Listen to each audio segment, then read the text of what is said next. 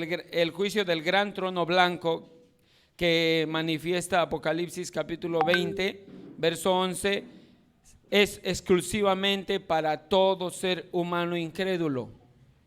Eso es importante que nosotros lo tengamos claro, porque el tribunal de Cristo no va a ser sometido a ningún incrédulo a ese juicio. Ahora, una de las cosas que debemos tomar en cuenta es que muchos pasajes de la Biblia, enseñan este juicio final. Y de hecho, Apocalipsis es el libro de revelación que justo da claridad con respecto a este tema. Ahora, Pablo le dice a los filósofos griegos de Atenas, y dice la Biblia en Hechos: ahora manda a todos en todas partes que se arrepientan. Él ha fijado un día en que juzgará al mundo con justicia por medio del hombre que ha designado. De ello ha dado pruebas a todos, a levantarlo de entre los muertos. Eso está en Hechos capítulo 17 del verso 30 al 31. Entonces aquí Pablo está declarando la revelación de Dios de ese juicio que va a venir y que Dios ya ha prometido en las Escrituras. Ahora, de ello podemos darnos cuenta que ese día de la ira, cuando Dios revelará su justo juicio, será grande y terrible. Y eso es algo que en realidad en nuestra humanidad no llegamos a entender. Cuando todavía no conocemos a Cristo, no entendemos. Yo tengo un colega que le gusta leer varias cosas, pero una de las cosas que él agarra dice: yo no puedo entender cómo un Dios de amor puede haber aniquilado a cientos de personas en el Antiguo Testamento y que haya permitido que maten a varones, mujeres, niños y aún a los que están amamantando. Ahora, ¿cómo eso se llega a entender? Con la presencia del Espíritu Santo, ¿cierto? Porque cuando uno no tiene al Espíritu, uno puede ver a ese Dios como un Dios de maldad, un Dios injusto, pero no es así. Y eso no lo llegamos a entender si no fuera con esos ojos espirituales que Dios da a los que ya son suyos. Es por esa razón que cuando nosotros vemos que Dios está prometiendo ese juicio final, es parte de su naturaleza divina, es en consecución a sus atributos. Ahora, una de las cosas también que debemos tomar en cuenta es el tiempo del juicio final. Y el juicio final tendrá lugar después del milenio y de la rebelión que sucederá al fin del mismo.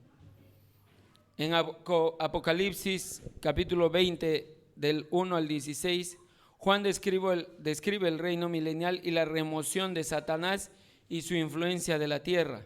Ahora, si nosotros leemos de manera rápida los primeros versos, vamos a notar algo muy importante. Dice Apocalipsis 20: vi un ángel que descendía del cielo con la llave del abismo y una gran cadena en la mano, y prendió al dragón, la serpiente antigua, que es el diablo y Satanás, y lo ató por 1000 años, y lo arrojó al abismo y lo encerró y puso sus sellos sobre él para que no engañase más a las naciones hasta que fuesen cumplidos 1000 años, y después de esto debe ser desatado por un poco de tiempo.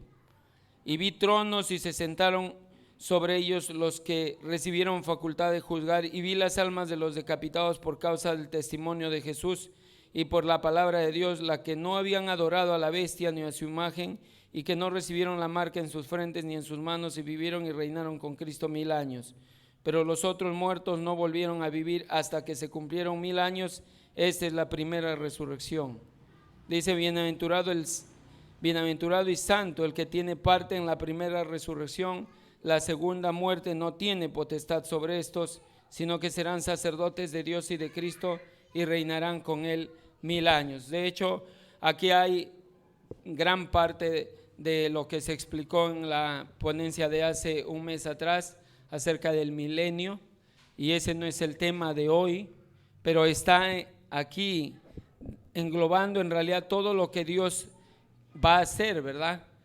En ese tiempo del milenio, como se explicó, Satanás va a ser atado, pero ahí no acaba, ahí todavía no se lleva a cabo el juicio final, porque todavía va a pasar esos 1000 años en el que Cristo va a reinar, y ahí nuevamente Dios va a permitir que Satanás vuelva a actuar, y después de ello recién viene ese juicio. Ahora, ¿qué es lo que tenemos también que analizar? La naturaleza de ese juicio, y de hecho que ese juicio tiene una naturaleza exclusivamente divina y única. Entre ellos podemos notar que Jesucristo será el juez. Pablo habla de Cristo Jesús, que ha de venir en su reino y que juzgará a los vivos y a los muertos. Pedro dice que Jesucristo ha sido nombrado por Dios como juez de vivos y muertos. Entonces, Él va a ser el juez. Qué gran diferencia hoy, todavía Él está actuando como ¿quién? Como abogado para nosotros, ¿verdad? Nosotros somos los que pedimos a Jesucristo y Él intercede por nosotros. Y Él en algún momento vino como el cordero, pero en ese tiempo Él ya no va a ser el cordero, sino el león, ¿verdad? Entonces, aquí lo que podemos ver que claramente los incrédulos van a ser juzgados también. Y los incrédulos van a ser juzgados de acuerdo a lo que les dije anteriormente en el juicio del gran trono blanco. Pablo dice que es el día de la ira y de la revelación del justo juicio de Dios, el cual pagará a cada uno conforme a sus obras. Ira y enojo a los que son contenciosos y no obedecen a la verdad, sino que obedecen a la injusticia. Aquel que vivió lejos de Dios sin conocerlo porque voluntariamente lo rechazaron. Algo que nos debe llevar a reflexionar es a valorar mucho lo que Dios va a hacer en este tiempo. Hace unos días estuve escuchando algo que impactó mi corazón a tal punto de llorar, porque fue una historia real en Estados Unidos que un hombre, un asesino en serie, violó a una niña, la raptó primero, la violó y de ahí le cortó el cuello. Entonces él pensó que había muerto, pero para sorpresa de este hombre que estaba libre, esta niña, por el poder de Dios, sobrevivió. Le habían cortado el cuello a tal punto que le habían cortado también las cuerdas vocales, pero los médicos se sorprendieron a ver que se regeneró el tejido de las cuerdas vocales y ella a sus 25 años pudo hablar. Ella desde niña había dado testimonios a los policías solamente escribiendo y llegaron a notar detalles, pero nadie continuó el caso hasta que llegó muchos años después un veterano y él dijo: así sea lo último que yo haga, yo voy a encontrar al asesino y al violador que te hizo esto. Llegó la historia y lo encontraron. Cuando él supo eso, se echó a llorar y yo no sé qué estaba pasando por la mente de él, pero me imagino que con tanto sentimiento de culpa, él sentía que de alguna manera esta chica se salvó de todo el grado de maldad que había hecho a muchas personas. Lo llevaron a la cárcel, pero él no soportó ni siquiera unos días en la cárcel y se ahorcó. Ahora, qué grande y terrible decisión, ¿verdad? Morir. Y ese es el objetivo de Satanás. El objetivo de Satanás es vernos a cada uno de nosotros, y más sobre todo los que no conocen de Cristo, es estar en ese lugar de condenación eterna junto con Él. como dice la Biblia, preparado para el diablo y sus ángeles. Este hombre no se acercó quizás a Dios a pedir perdón, porque el diablo en ese momento desata toda su artillería para hacerle pensar que no hay perdón y que es un miserable y qué sé yo. Esta chica, gracias a Dios, pudo hacer una familia cuando aún no podía. Le dijeron los médicos que no iba a poder tener hijos, y por la gracia de Dios también tuvo 2 hijos. Y es sorprendente cómo Dios hace cosas extraordinarias, pero cómo vemos en la sociedad y en nuestra humanidad que cada vez más el pecado se pervierte, la mente humana se pervierte a tal punto de que no son conscientes del grado y terrible estado de ese juicio al cual va a ser sometido. Ese juicio que ninguno de nosotros puede evitarlo.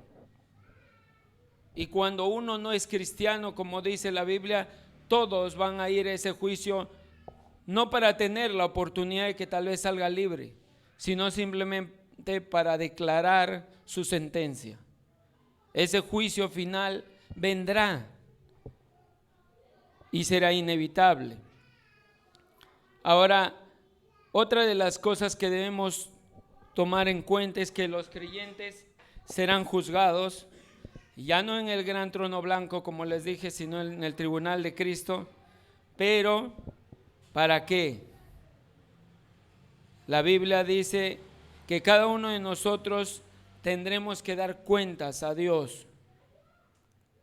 Y tendremos, como dice en la Biblia, en el libro de los Corintios, es necesario que todos comparezcamos ante el tribunal de Cristo para que cada uno reciba lo que le corresponda, según lo bueno o malo que haya hecho mientras vivió en el cuerpo. Además, el cuadro del juicio final en Mateo 25, del 31 al 46, incluye a Cristo separando las ovejas de las cabras y recompensando a los que reciben su bendición. Es importante darnos cuenta de que este juicio de los creyentes será un juicio para evaluar y otorgar varios grados de recompensa, pero no es para condenación. Ahora, una de las cosas que hay veces en mi humanidad ha llegado a pensar es, cuando hay veces, sí lo ha predicado el pastor y lo he escuchado de varias personas, y dicen, claro, el Señor dice que Él va a dar recompensas, ¿verdad? Aquel que se esfuerza, aquel que sirve con gratitud a Dios, aquel que es fiel al Señor, y que aquel que no hace las cosas que Dios quiere, de hecho va a ser avergonzado. Pero no, el énfasis de este juicio no es que tú vas a estar avergonzado durante todo el tiempo, porque si no, en todo caso parecería más bien un lugar de tormento, ¿verdad?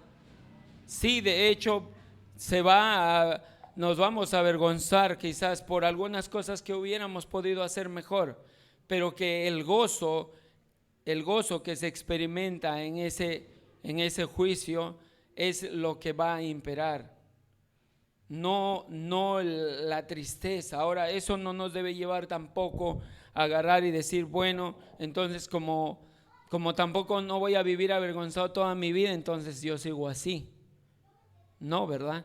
Porque cuando uno conoce al Señor, siempre va a querer agradarle a Él, siempre va a quererle servir a Él con alegría. Entonces, eso es muy importante que debemos resaltar.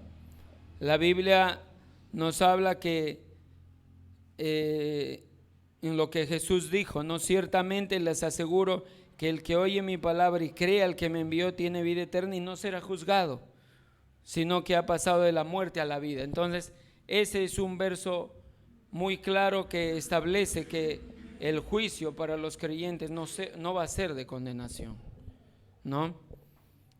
Ahora, ¿qué más? Otra de las cosas que debemos tomar en cuenta dentro del juicio es que los ángeles van a ser juzgados.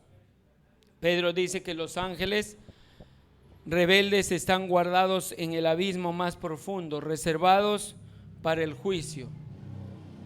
Según de Pedro 2:4 Sí, 2 Pedro 2:4 dice: porque si Dios no perdonó a los ángeles que pecaron, sino que arrojándolos al infierno los entregó a prisiones de oscuridad para ser reservados al juicio, y si no perdonó al mundo antiguo, sino que guardó a Noé, pregonero de justicia, con otras 7 personas trayendo el diluvio sobre el mundo de los impíos, y si condenó por destrucción a las ciudades de Sodoma y de Gomorra, reduciéndolas a ceniza y poniéndolas de ejemplo a los que habían de vivir impíamente, y libró al justo Lot abrumado por la nefanda conducta de los malvados, porque este justo que moraba entre ellos afligía cada día su alma justa, viendo y oyendo los hechos inicuos del Señor. Dice el verso 9: sabe el Señor librar de tentación a los piadosos y reservar a los injustos para ser castigados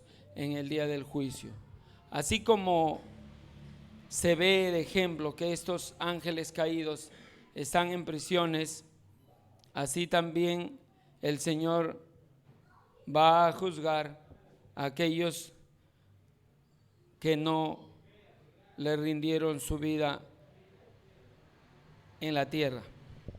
Ahora, ¿qué es importante dentro de este juicio final también? Que es una necesidad. O sea, el juicio final es una necesidad. Tiene que haber un juicio, porque Dios nunca puede pasar por alto el pecado. Si el Señor hubiese pasado por alto el pecado, entonces no hubiese mandado al Señor Jesús a morir en la cruz, porque en Él estaba satisfaciendo toda su ira, producto del pecado. Puesto que los creyentes pasan de inmediato a la presencia de Dios cuando mueren, y los incrédulos pasan a un estado de separación de Dios y a soportar el castigo cuando mueren, tal vez nos preguntemos por qué Dios ha establecido un tiempo de juicio final después de todo. Acá hay algo importante, me gustó esta frase de un teólogo, Berkhoff más bien dice del juicio final que servirá al propósito más bien de exhibir ante todas las criaturas racionales la gloria declarativa de Dios en un acto formal, judicial, que magnifica por un lado su santidad y justicia y por otro lado su gracia y misericordia. Es más, hay que tener en mente que el juicio del último día diferirá del de la muerte de cada individuo en más de un aspecto. No será secreto, sino público. No tendrá que ver solo con el alma, sino también con el cuerpo. No tendrá referencia a un solo individuo, sino a todos los hombres.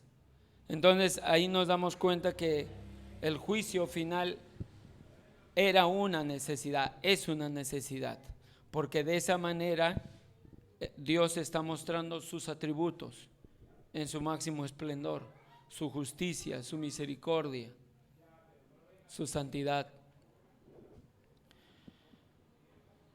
El juicio final también podemos ver que la Biblia afirma claramente que Dios será completamente justo en su juicio. A diferencia de jueces que hoy día vemos aquí en la tierra, que están corrompidos por el pecado y donde pueden pasar por alto las más terribles aberraciones, esto no va a suceder aquí, porque Dios es Dios santo, es un Dios que no peca, impecable. Entonces nadie podrá quejarse contra Él, nadie podrá señalarlo diciendo tú eres injusto cuando me estás juzgando, porque Él va a actuar con total imparcialidad.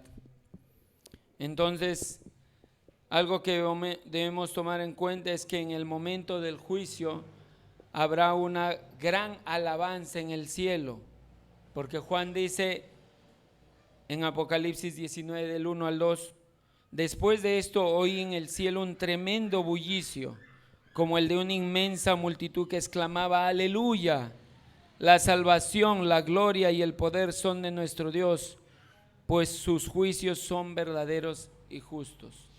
Entonces, ahí nos damos cuenta que todos los que están aquí aclamando, dice, estaban en una suprema alabanza por ese juicio que Él está por emitir y que ya la Biblia lo ha revelado mucho tiempo atrás. ¿Qué aplicaciones morales hay para el juicio final? Una de ellas es que satisface nuestro sentido interno de necesidad de justicia en el mundo. Quiera o no, se han dado cuenta cuando hay un caso de injusticia, cuando hay un caso como la historia que les conté de violación, asesinatos múltiples, en el corazón, en nuestra mente humana, hay algo interno que nos demanda que se debe hacer justicia. Y si nosotros, aún siendo seres humanos con tendencia pecaminosa, queremos y exigimos que se haga justicia, cuánta mayor razón Dios, ¿verdad?, que es perfecto.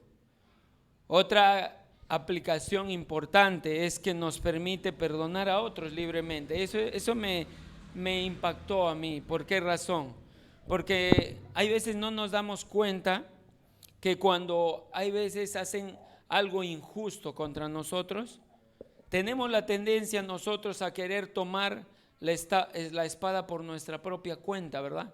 Queremos juzgar cuando nosotros respondemos o atacamos a alguien, ¿verdad? O contraatacamos, por decirlo así. Nosotros debemos tomar en cuenta que no nos corresponde a nosotros vengarnos, porque la Biblia dice en Romanos 12:19, mía es la venganza, yo pagaré, dice el Señor. Entonces, eso es un motivo para el que Dios nos da el privilegio de poder perdonar.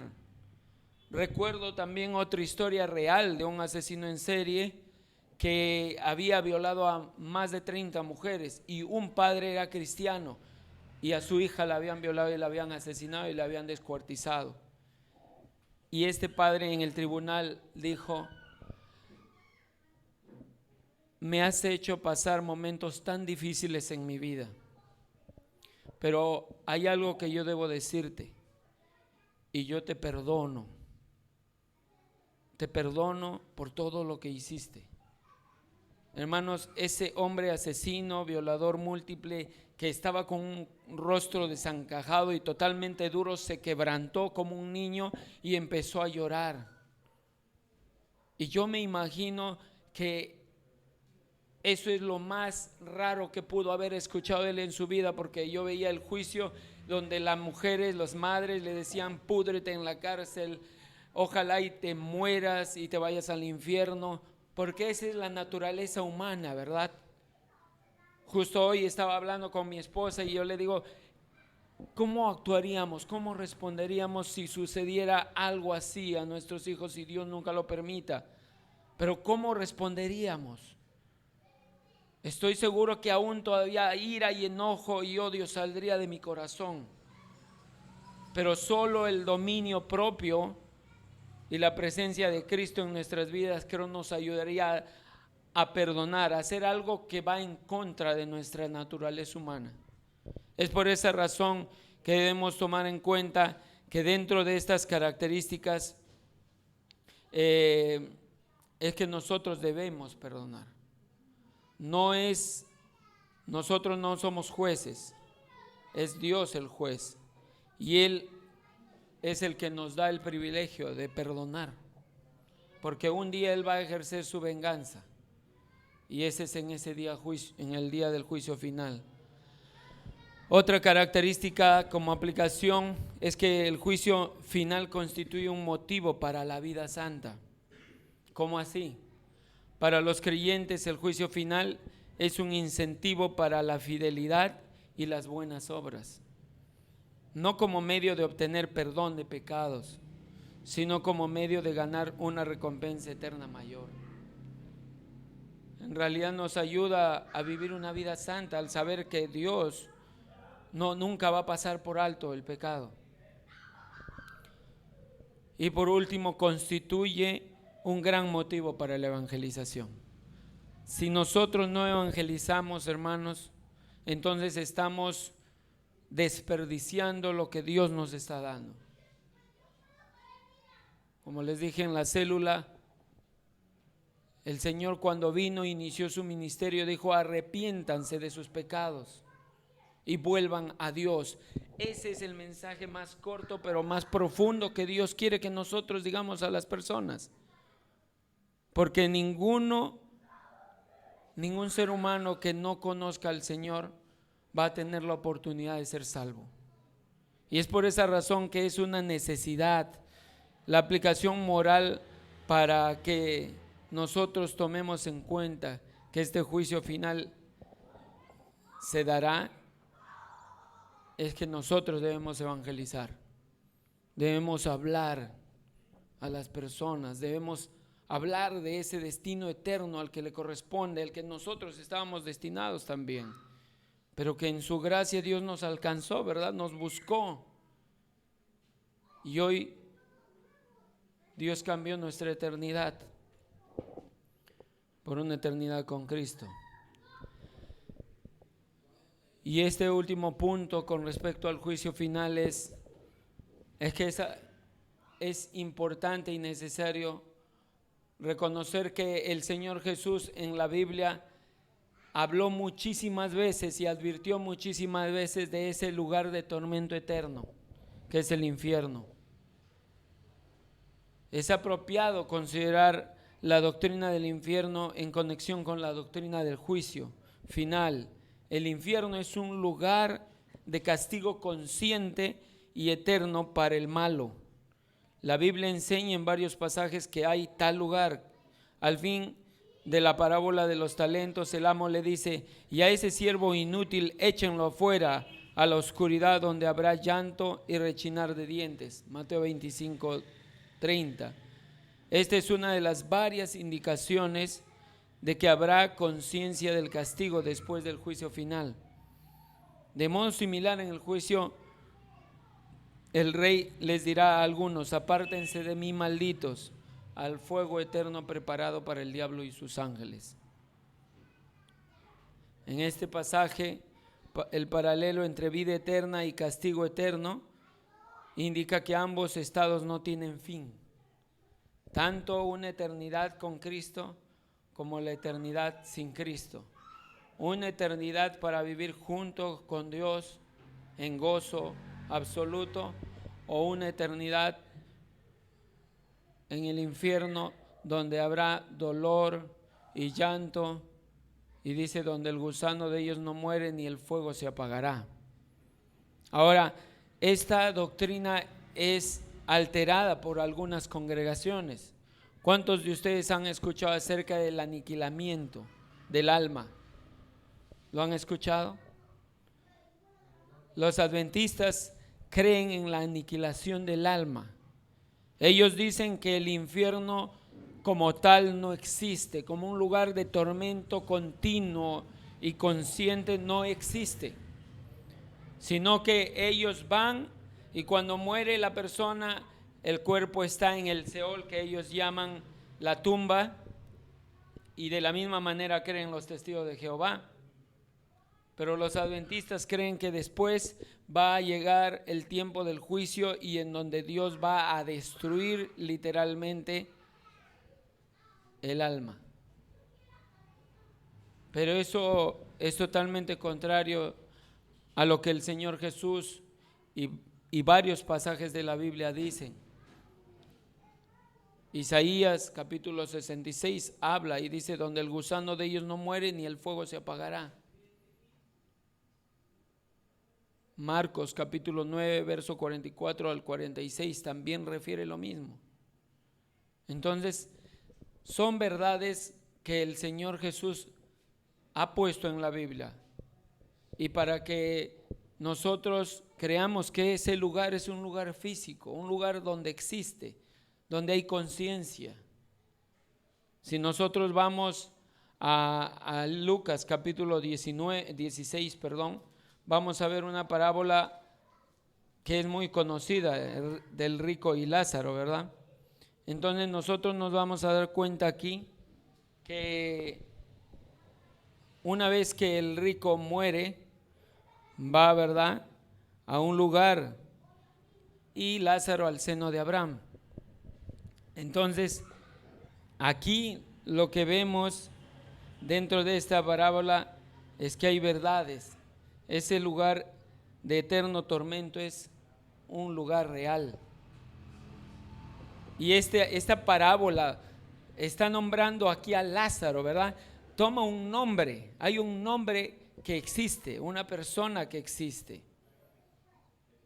Y donde ven que este rico le dice: Padre Abraham, manda a Lázaro para que vaya a testificar a mis hermanos, porque estoy en este lugar de tormento.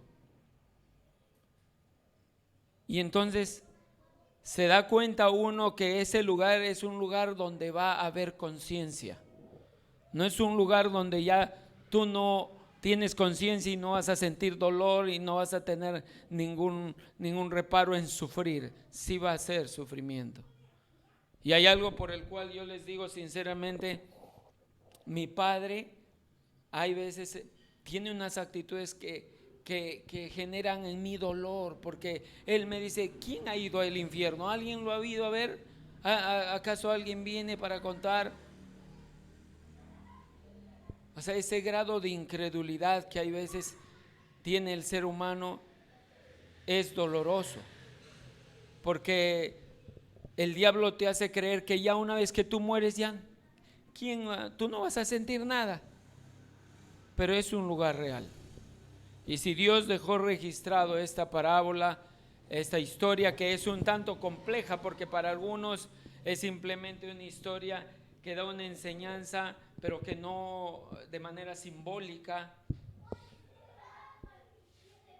pero en realidad está aquí declarando que es un lugar real, que si si las personas conscientemente rechazan a Dios, ya no va a haber oportunidad, ni aún que se levante de los muertos. Y claramente vemos, si hoy sabemos que Jesucristo se levantó de los muertos, ¿cuánta gente cree? Lo niega, ¿verdad? Prefiere creer una locura. Algo que me interesó fue lo que Sugel Michelén dijo: la persona que no cree en Dios puede creer en cualquier cosa, porque creen en brujos. Algo que sorprendente me llevó a escuchar es que hay gran cantidad de gente entra a páginas web donde hay ocultismo, donde consulta a muertos, y prefieren creer en eso, en cosas que Dios aborrece, que creer en ese Dios que existe y está reinando. Entonces, literalmente, la persona que no cree en Dios va a creer en cualquier otra cosa, pero lastimosamente no cree en el Salvador.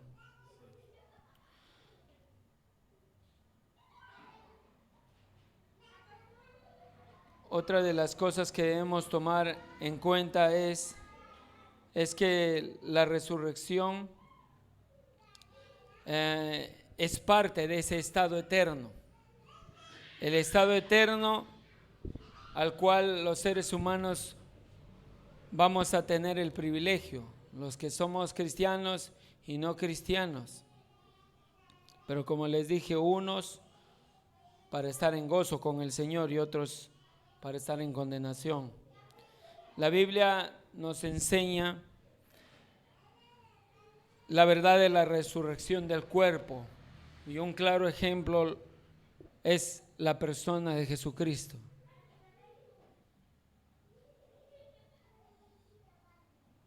Ahora, dentro de la filosofía griega había un fuerte énfasis en que ellos consideraban a que el cuerpo era un impedimento para que se lleve a cabo la resurrección, porque ellos consideraban que el cuerpo pues simplemente era malo y por lo tanto es imposible que Dios pueda resucitar en cuerpo y alma. Ahora, ahí no es el énfasis tampoco del tema hoy, pero nosotros sabemos, ¿verdad?, que la Biblia refiere cuerpo, alma, espíritu, y hay veces nosotros lo separamos en tres partes, pero particularmente me inclino a creer que son dos, de lo cual nosotros estamos hechos, una parte inmaterial y una parte material. Hay veces se usa de manera intercambiable la palabra espíritu y alma. Ahora para los testigos de Jehová es otra cosa. Para el testigo de Jehová el alma es el cuerpo. Almas vivientes, dice. Y Adán fue un alma viviente. Entonces, si ustedes van a su Biblia, se van a dar cuenta que ellos cambian términos. Pero nosotros lo que sí estamos seguros es que Dios nos ha creado con dos naturalezas, una parte inmaterial y una parte material. Entonces, eso es importante recalcar. Ahora, el hecho de la resurrección es que nosotros debemos reconocer que aún en el Antiguo Testamento, hombres como Job, como David, varios personajes, ellos por fe, ellos creían que un día ellos van a estar en cuerpo delante del Señor. Algo que es interesante, y dice en el Antiguo Testamento, Job en medio de su sufrimiento, él expresó confianza en el Dios viviente y estaba seguro que aún después que su cuerpo estuviera deshecho, vería a Dios en su carne. ¿Alguien lo puede leer, por favor? Job capítulo 19, el verso 25 al 27, para que no me demore mucho. Job capítulo 19, del verso 25 al 27. Quien lo encuentra primero, por favor, lo puede leer. Job 19, 25 al 27.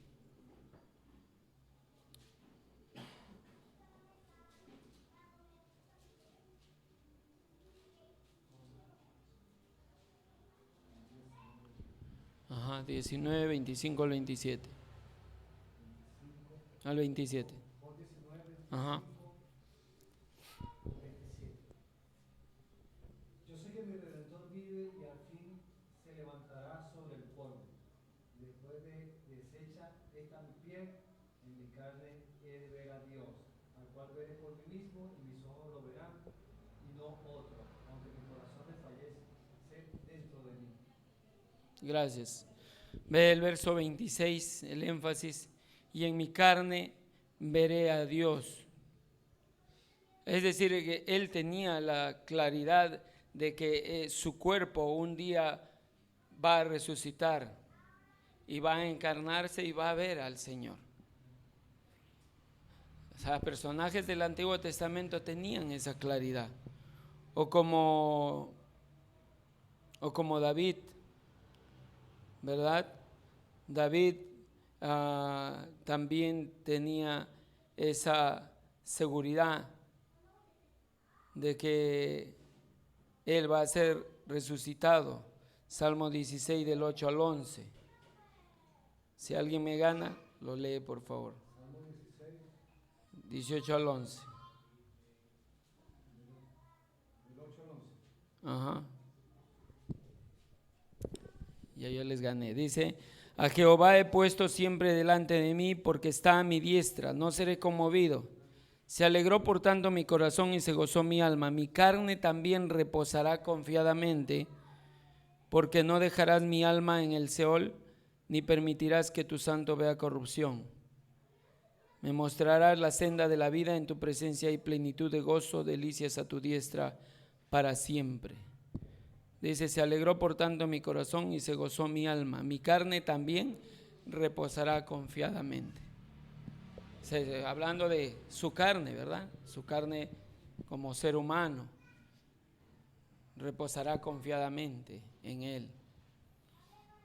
No está hablando del que está reposando su carne en la tumba, sino que está con el Señor.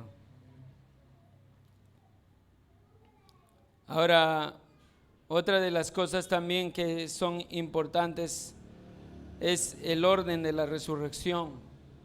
El primero que resucitó, como todos sabemos, fue Jesucristo. Por eso Él es considerado, como dice la Biblia en Colosenses 1:18, el primogénito, ¿verdad?, de los muertos. Él fue el que dio inicio y el que dio la esperanza para que nosotros podamos también saber que un día vamos a resucitar. No por gusto, dice el Señor Jesús, el que cree en mí, aunque esté muerto, vivirá. Entonces eso es una promesa certera de que un día vamos a estar con Él.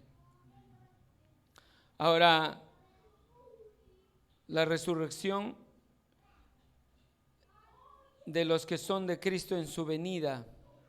Hay varios grupos, por ejemplo, los santos muertos de esta era de la iglesia, como refiere 1 Tesalonicenses 4:16, los santos muertos de los tiempos del Antiguo Testamento, como refiere Daniel 12:2, y los mártires del periodo de la tribulación, como refiere Apocalipsis 20:4. Estas resurrecciones de los santos de todas las edades constituyen la primera resurrección, la resurrección de la vida o la resurrección de los justos. Esa es la primera resurrección. Luego nosotros podemos darnos cuenta también que la resurrección al final de los muertos no salvos, este último grupo en ser resucitado será el de los muertos no redimidos de todos los tiempos, y estos serán resucitados al final del reinado milenial, a fin de que comparezcan ante el trono blanco en un juicio en el que los sentenciará a todos aquellos en el lago de fuego. Ahora, esto es importante porque algo que sorprende es que Dios va a levantar a todos. No hay ninguno que se escape, ni ahogados, como dice la Biblia, porque Dios va a poder restituir de una manera sobrenatural sus cuerpos para ir al juicio. Estos asesinos que se ahorcan pensando que van a poderse librar de ese tormento temporal en una cárcel durante muchísimos años, no se dan cuenta del grande y terrible juicio que vendrá sobre ellos, y de que pasar 30 años en una cárcel, 50 años, de hecho que para todos nosotros, no digo que no significa nada, es algo terrible, ¿verdad? Pero para ellos es algo mucho más terrible porque no se dan cuenta de lo devastador que va a ser el día del juicio. El día del juicio es algo que ni siquiera nuestra mente puede imaginar, y que Dios quiere que nosotros lo entendamos, porque si no lo entendemos no vamos a considerar como una emergencia compartir a otros de Cristo. No vamos a considerar a otros que Dios quiere que nosotros le alcancemos ese mensaje para que puedan ser salvos si así Dios lo quiere. Ahora, para la persona no redimida en los tiempos del Antiguo Testamento, cuando la persona moría, su alma, espíritu o naturaleza inmaterial iba al Seol para esperar la resurrección del cuerpo al final del milenio. Ahora, ahí como que es un poco complejo. Cuando vemos en Lucas capítulo 16, vemos el seno de Abraham, ¿verdad? Y hablan del Seol, entonces, y el Hades, ¿verdad? Entonces el Hades es en realidad lo que engloba al Seol y al seno de Abraham. En realidad son lugares, no están dentro de ese mismo, pero forman parte de. Y en un lado, antes de que venga Cristo, estaba, por decirlo ahí, Lázaro, ¿verdad? Y después el rico estaba en ese lugar conocido como el Seol. Entonces, este lugar un día va a ir a ese lugar conocido como infierno. Todo eso. Cuando Jesucristo resucitó, el Señor dice que fue a proclamar, ¿verdad? Y a anunciar su resurrección. Cuando dice a las partes más bajas en el libro de Pedro. Y no estaba diciendo que estaba evangelizando a la gente que estaba en ese lugar. Simplemente él estaba declarando su resurrección. Pero esas personas del Antiguo Testamento que habían muerto creyendo en el Señor, en ese tiempo en el que el Señor resucitó, también resucitaron con Él. Pero ahora es diferente. Ahora todo aquel que muere y conoce a Cristo se va a la presencia de Dios. Pero el que no, simplemente está esperando simplemente ese juicio final para que sea declarado culpable y condenado por toda la eternidad. Son temas que de hecho lo vemos a la luz de lo que la Biblia declara, pero hay cosas que quizás nos cuestan y nos es difícil entender. Pero lo importante es saber que Dios va a juzgar y ese juicio final es inevitable. Y que el estado eterno de nuestras almas, si somos de Cristo, va a estar en un constante y completo gozo junto al Padre, a diferencia de aquel que no, de que lo rechazó voluntariamente, porque la Biblia dice así en Romanos, que no hay ninguno tiene excusa. Ningún ser humano va a poder decir yo no tuve oportunidad de conocerlo, porque a través de la creación se puede conocer al Señor, ¿verdad? Su eterno poder y deidad se hacen claramente visibles, dice. De modo que ninguno tiene excusa. Así que si tienen alguna pregunta, igual la hacen quizás al final. Más bien voy a pasar con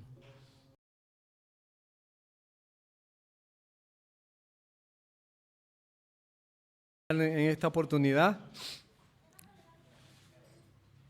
de lo que tiene que ver con la apostasía y el anticristo. Gloria al Señor.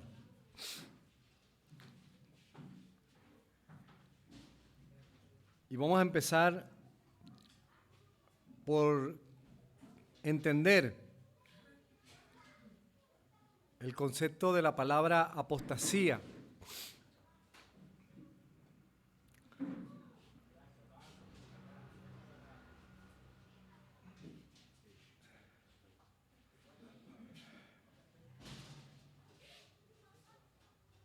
Gloria al Señor. La palabra apostasía, amados hermanos y hermanas, proviene del griego, que tiene dos términos, que significa apo, que significa fuera de, y arragai, que significa éxtasis, que quiere decir colocarse. Entonces, literalmente, este término denota la idea de apartarse o excluirse. En términos escriturales, la apostasía significa que muchas personas que creyeron en Cristo negaron la fe en Cristo, negaron su doctrina, negaron su enseñanza. Eso es lo que significa apostasía.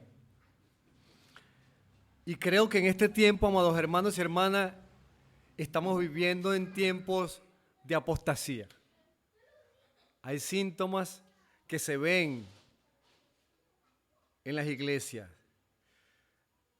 Y aún el apóstol Pablo, hablando en Timoteo en el capítulo 4, dice, pero el Espíritu dice claramente que en los posteros tiempos algunos apostatarán de la fe, escuchando a espíritus engañadores y a doctrinas de demonios. Eso es apostasía. Es gente que estuvo con nosotros, pero ya ustedes vieron que algunos emigraron al judaísmo. Eso es apostatar. apostatar, de que creyeron un tiempo y ahora creen en otra cosa totalmente diferente. Ahora, vamos a ver unas causas que producen la apostasía.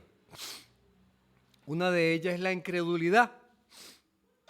Otra es la influencia de espíritus engañadores. Vamos para no dormirnos, vamos a tener Biblia en nuestras manos, amados hermanos, para buscar algunos textos escriturales que nos están apoyando en esta enseñanza que tiene que ver con la apostasía. Dice lo que acabamos de leer en 1 Timoteo 4:1, pero el Espíritu dice claramente que en los postreros tiempos algunos apostatarán de la fe, escuchando a espíritus engañadores y a doctrina de demonios. Eso está a la orden del día en muchas iglesias que no tienen sana doctrina, que no tienen una enseñanza sistemática, que parece que la teología le da urticaria a muchas personas. Dice que la teología no sirve. Lo he escuchado en algunas iglesias. Y sacan de contexto esa palabra que dice, no, que la letra mata. No, la ignorancia sí mata.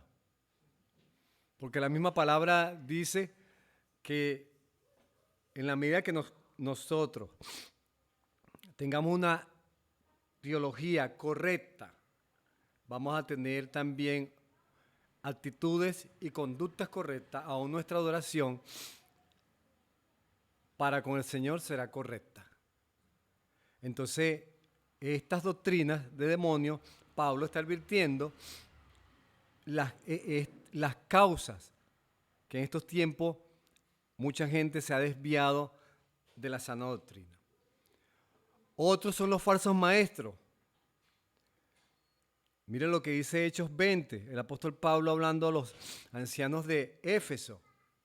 Porque yo sé que después de mi partida entrarán en medio de vosotros lobos rapaces que no perdonarán al rebaño mismo y se levantarán hombres que hablen cosas perversas.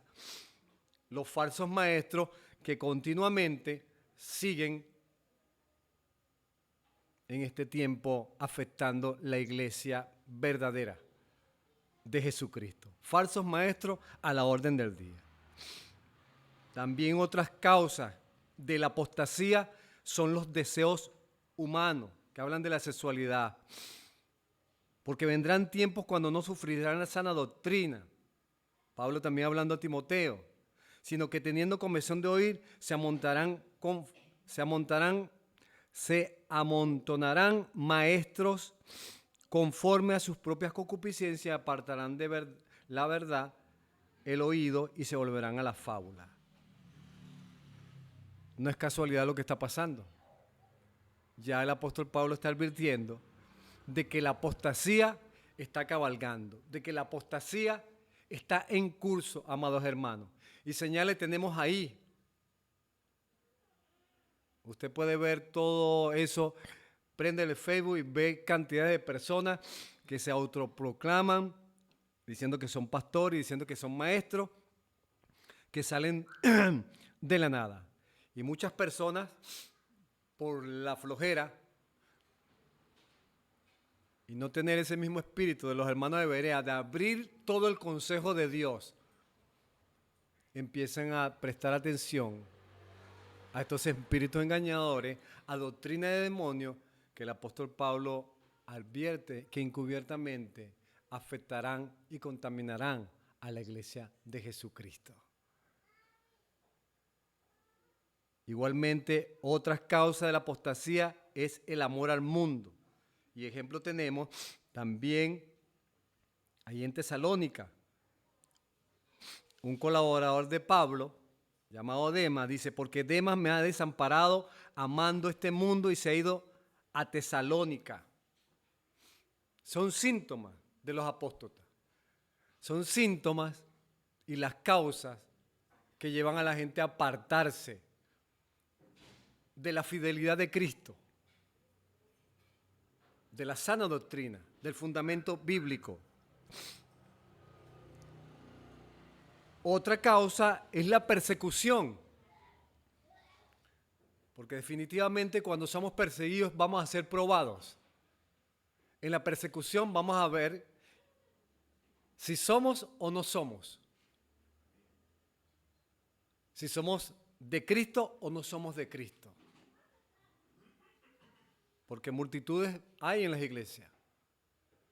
Pero la prueba va a examinar de qué material estamos hechos. La prueba va a descubrir a este tipo de personas.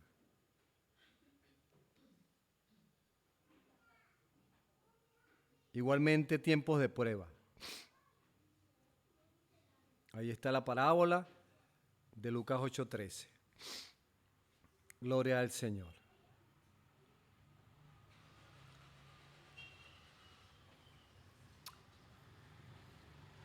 Hay señales, vuelvo y repito, que el Señor también les advirtió a sus discípulos.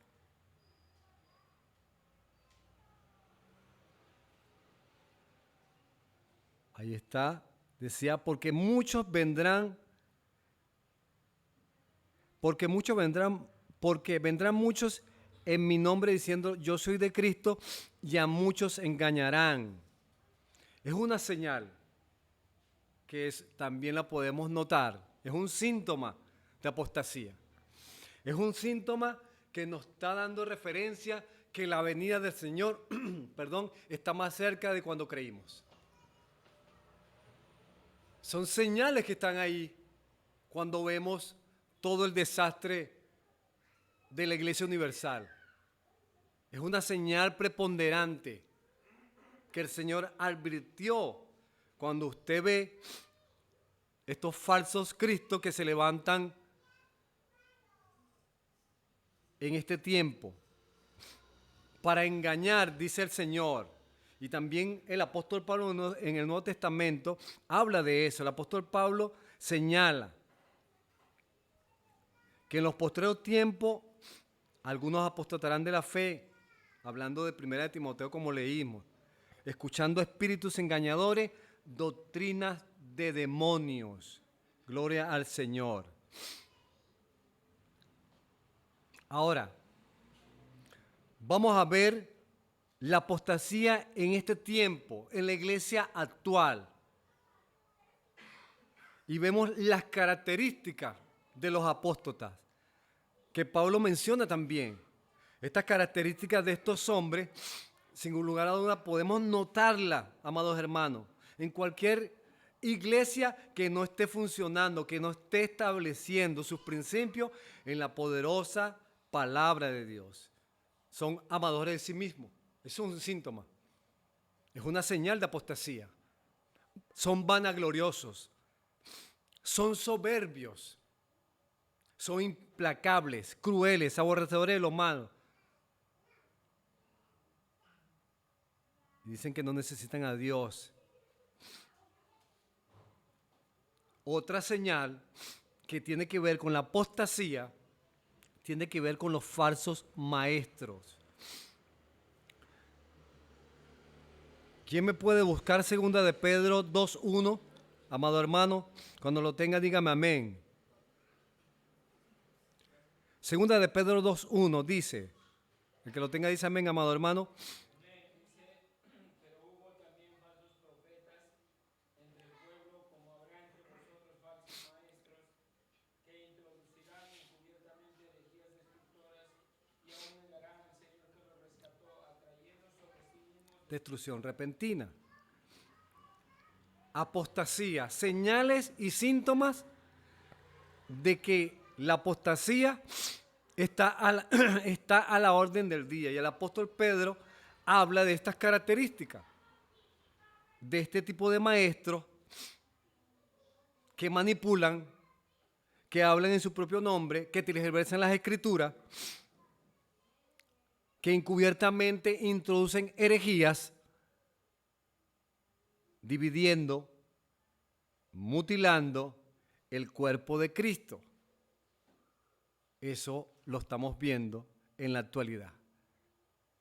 Eso no es algo extraño y no es algo extraño para nosotros porque es un síntoma que tiene que ocurrir, que tiene que pasar.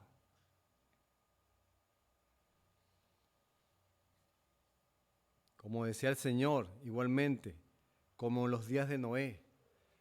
Cuando uno empieza a comparar esos falsos maestros, cuando uno empieza a comparar nuestra sociedad con la sociedad en ese tiempo, vemos que la brecha se está cerrando.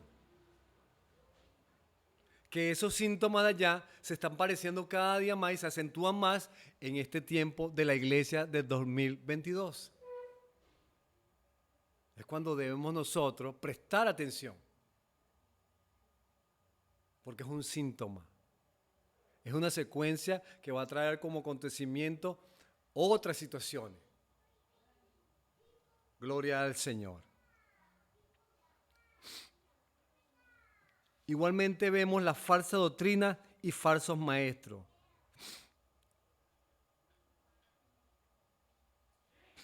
¿Cómo podemos nosotros de alguna manera repeler o podemos nosotros de alguna manera contener eso? Dice la palabra que debemos contender ardientemente por la fe que ha sido una vez dada a los santos. Judas 1, versículos 3 y 4. Sin conocimiento de la palabra del Señor, sin tener filtros de la palabra del Señor, la apostasía entrará en la iglesia. Sin tener una doctrina sólida, un fundamento escritural sólido, no podemos detectar y no podemos entender esa señal, ese síntoma de la apostasía. Reconocer el tiempo que estamos viviendo, reconocer que la apostasía, vuelvo y repito, está infiltrándose con más fuerza en la iglesia de hoy, amado hermano. Ahora, ya hemos entendido de alguna manera que la apostasía es personas o que se separaron de la verdad. Y la apostasía habla de que en los postreros tiempos apostatarán de la fe. Ahora, fíjese cuando hablamos del anticristo. La Biblia predice la llegada del anticristo, que es un representante de Satanás, que es la encarnación del mal. El término anticristo se encuentra en 1 Juan 2:18. El prefijo anti puede significar contra o en lugar de. Mire las características, amado hermano, y ayúdame a buscar las características preponderantes de este ser. Será un hombre arbitrario. Busquemos Daniel 7:23.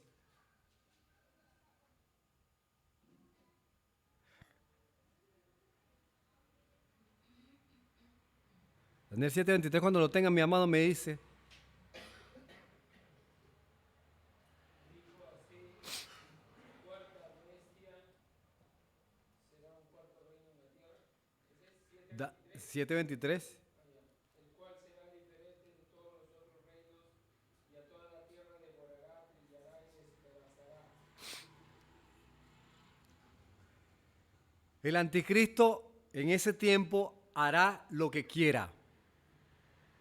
El anticristo hará como él le plazca, como habla el profeta Daniel. También será un hombre soberbio, amado hermano. Daniel 11:36. Daniel 11:36.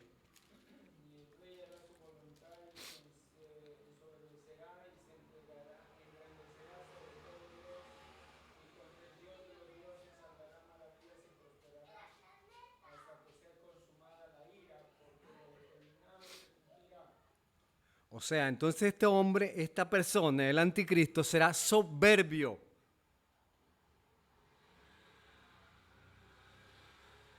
También será un hombre insolente y blasfemo.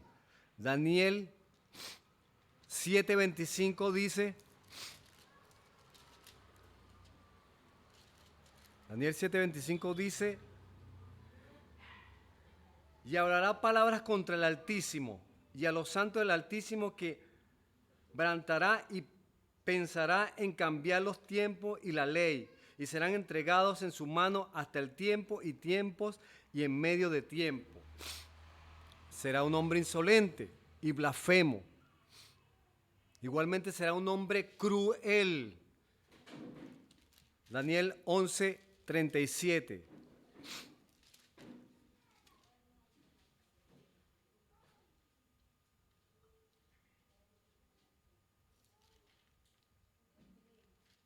Daniel 11:37 dice, del Dios de sus padres no hará caso, ni del amor de las mujeres, ni respetará a Dios alguno, porque sobre todo se engrandecerá. O sea, este ser es un ser insensible, frío, diabólico. Igualmente será un hombre violento. Daniel 11:38 dice, mas honrará en su lugar al Dios de la fortaleza, Dios que de sus padres no conocieron. Lo honrará con oro y plata, con piedras preciosas y con cosas de gran precio. O sea, será un personaje que va a tener mucho poder bélico, que amará la guerra. Este anticristo, amado hermano, tendrá la capacidad de manipular a las naciones. Este anticristo engañará en ese tiempo a la humanidad.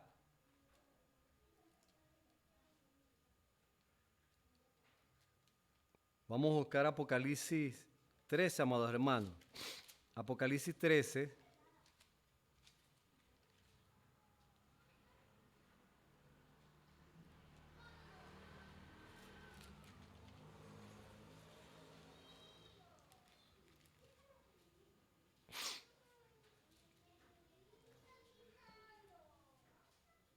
Juan hablando también de las características del anticristo. Dice, me paré sobre la arena del mar y vi subir del mar una bestia que tenía 7 cabezas y 10 cuernos, y en sus cuernos 10 diademas, y sobre sus cabezas un hombre blasfemo. Y las bestias que veían era semejante a un leopardo, y sus pies como de oso, y su boca como boca de león. Y el dragón le dio poder y su trono y grande autoridad, y vi una de sus cabezas como herida de muerte, pero su herida mortal fue sanada. O sea, la gente, después leemos los versículos posteriores, que ese poder va a ser que, tomando esa simbología, va a ser como un milagro que va a resucitar. Y dice más adelante que las personas van a adorar. Que las personas van de alguna manera a adorar por el prodigio que acaba de hacer, por el prodigio de resucitar, como dice, y de sanar esa herida mortal de la bestia, que simboliza al anticristo. Gloria al Señor. Ahora vamos a ver, amados hermanos, los títulos o los nombres del anticristo. Dice que también es denominado el devastador. ¿Qué dice Isaías, el que lo tenga? Isaías 16:4. Isaías 16:4. Estamos viendo sus títulos o nombres. Isaías 16:4.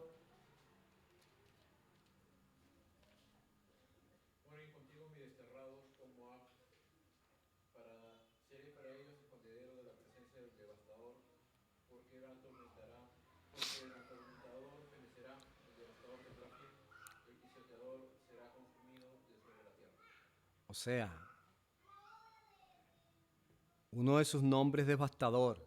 Igualmente Daniel 7:8 dice que es el cuerno pequeño. Daniel 7:8. El que lo tenga me avisa, amado hermano. Daniel 7:8. Daniel 7:8 dice: mientras yo contemplaba los cuernos, de aquí que otro cuerno pequeño salía entre ellos, y delante de él fueron arrancados 3 cuernos de los primeros, y aquí que este cuerno tenía ojos como de hombre y una boca que hablaba grandes cosas. Este es el anticristo, eso que explica aquí Daniel, el cuerno pequeño. Igualmente tiene otro título llamado el príncipe que ha de venir. Daniel 9:26. Daniel 9:26 dice: y después de las 62 semanas se quitará la vida al Mesías, mas no por sí, y el pueblo de un príncipe que ha de venir destruirá la ciudad y el santuario, y su fin será con inundación, hasta el fin de la guerra durará la devastación. El príncipe que ha de venir. Igualmente el hombre despreciable. Daniel 11:21. 11:21 dice: y le sucederá en su lugar un hombre despreciable, al cual no darán la honra del reino, pero vendrá sin aviso y tomarán el reino con halagos. El apóstol Pablo también lo llama el hijo de perdición, el hombre de pecado. Segunda de Tesalonicenses, el que lo tenga me avisa, amado hermano, por favor. Segunda de Tesalonicenses.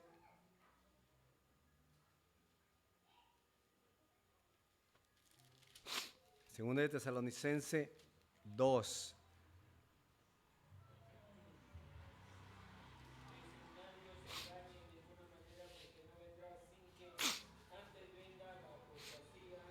Y se manifieste el hombre de pecado, el hijo de perdición, el cual se opone y se levanta contra todo lo que se llama Dios, o es objeto de culto, tanto que se siente en el templo de Dios como Dios, así es. haciéndose pasar por Dios. Amén. Nosotros entonces podemos, de alguna manera, amado hermano, reconocer este ser y lo que va a hacer, cómo va a arrastrar a cantidades de personas. Muchos han simbolizado al anticristo con Hitler, con Mussolini, con una cantidad de cosas que se dicen por ahí, pero el anticristo todavía no se ha manifestado. Eso será en el futuro. Eso será cuando la iglesia no esté en este tiempo aquí. Y vemos las características de este ser que va a ser un tremendo líder mundial. Va a ser una especie de Mesías. Cuando vemos las características, cómo hará prodigios y que mucha gente lo adorará, que mucha gente irá tras de él por la manipulación. No es cualquier persona. Es una persona con una oratoria profunda. Es una persona que de alguna manera va a engañar hasta los escogidos. Por esa manera de manipular, por esa manera de dirigir. Y vuelvo, repito, muchos hacían relación que era algún presidente de los Estados Unidos. Muchos dicen que no lo dice la palabra, muchos dicen que saldrá del pueblo gentil o del pueblo judío. Muchas especulaciones. Lo que sí sabemos es que va a devastar en ese tiempo a esta humanidad. Lo que sí sabemos que va a manipular. Lo que sí sabemos que de alguna manera la gente lo va a seguir ciegamente. y que ninguno de estos políticos aquí actualmente podrá alcanzar esa sabiduría tan diabólica y terrenal que tiene esta persona. Se va a levantar el anticristo. A veces cuando uno predica del anticristo o está enseñando, la gente cree que es una ilusión óptica. Pero muchas de las cosas en Apocalipsis son literales. No son cosas de ilusión, sino cosas que se van a cumplir al pie de la letra.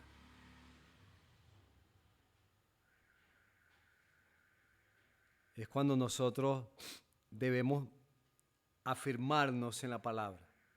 Es cuando la gente debe conocer el libro de Apocalipsis y aprender de alguna manera las características y lo devastador como uno de sus atributos, uno de sus nombres, va de alguna manera a afligir esta humanidad en la gran tribulación. Pero antes que pase y aparezca este personaje, primero la apostasía debe subir a un nivel máximo.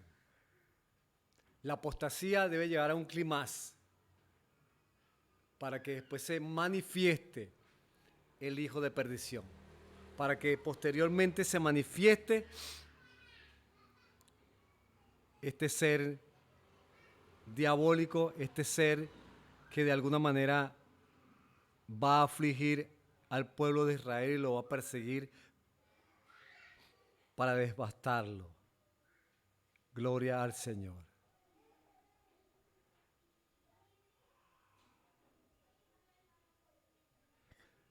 Si nosotros, repito, no conocemos o no examinamos las Escrituras o no tenemos los filtros para que nosotros podamos de alguna manera entender este tiempo que estamos viviendo, entender esta sociedad y las sociedades del mundo, no vamos a detectar esas señales que están ocurriendo actualmente en el planeta Tierra. Es la única manera es que nosotros conozcamos la palabra del Señor. La única manera es que usemos la palabra de verdad y podamos nosotros detectar. Porque las personas piensan que el anticristo es un espíritu. No. Es una persona que se va a manifestar, que se va a levantar como un gran presidente y líder mundial. Aún así que va a unificar todas las religiones del mundo. Eso lo va a hacer el anticristo. Eso lo va a lograr en ese tiempo. Por eso el cuidado de la iglesia de proclamar la verdad, de predicar la verdad y de tener cuidado, amados hermanos. Porque la apostasía, vuelvo y repito, está cabalgando cada día más con mayor fuerza, introduciéndose en las iglesias. Gloria al Señor. Ahora,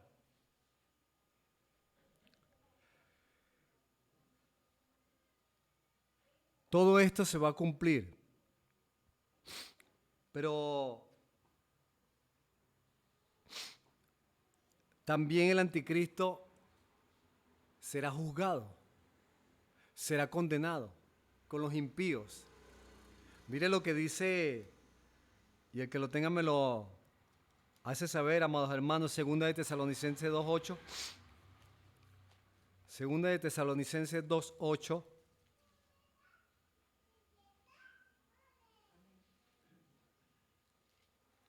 Y entonces se manifestará aquel enemigo a quien el Señor matará con el espíritu de su boca y destruirá con el resplandor de su venida.